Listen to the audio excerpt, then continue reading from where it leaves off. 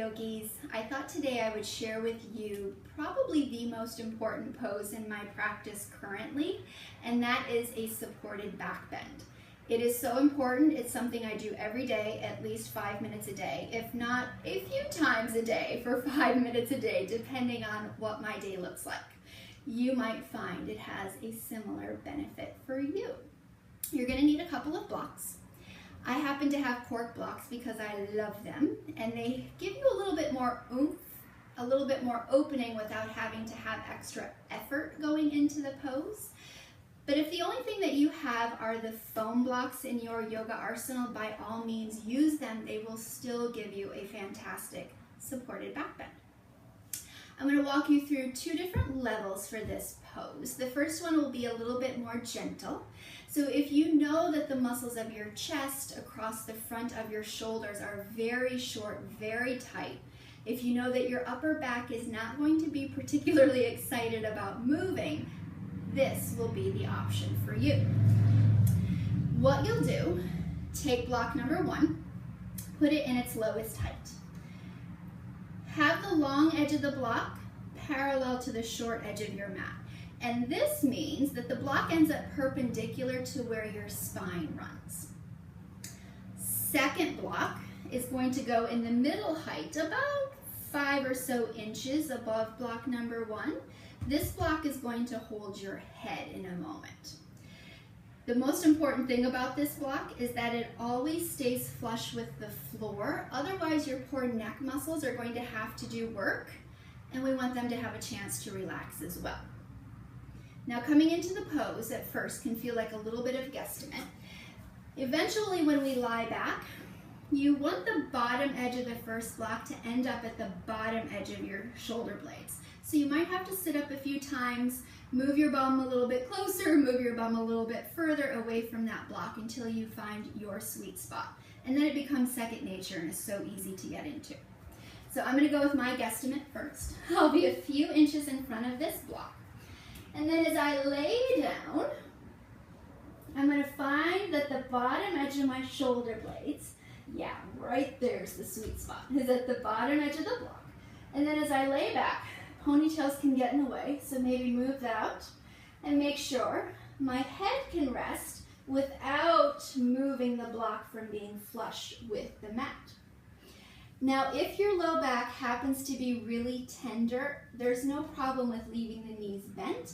You can just take the arms out at a little V, palms facing the ceiling, and then let those muscles start to soften and open up. So it's never a pressing of the shoulders down to the mat. It's really more of a letting go, and then gravity helps to create that spaciousness.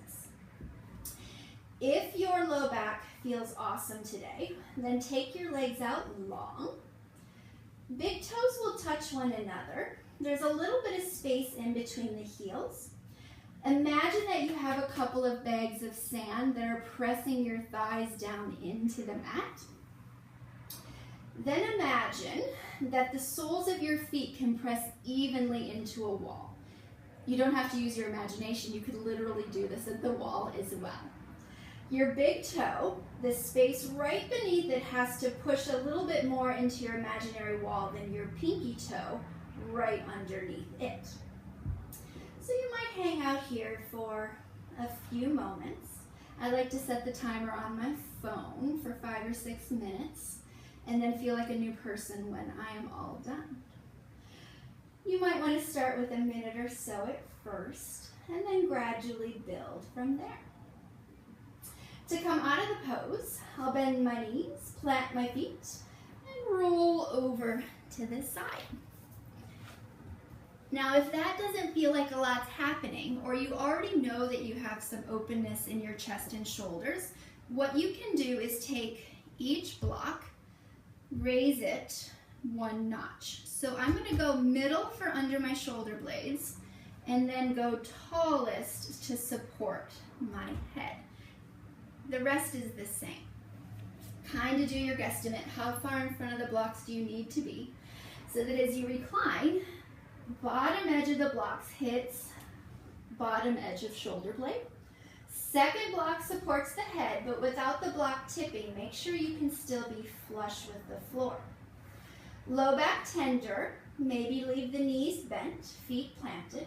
Otherwise, long legs. Big toes together, little bit of space between heels.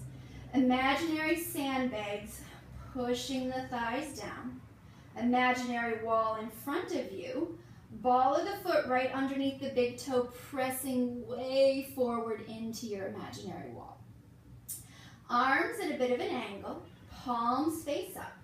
And not so much again, pushing the shoulders down, but see if you can encourage these muscles to relax so they begin to release to the floor and start to create that broadening across your chest. Maybe you start with a minute, maybe you grab your phone and you set it for 5 minutes and hang out here and just breathe.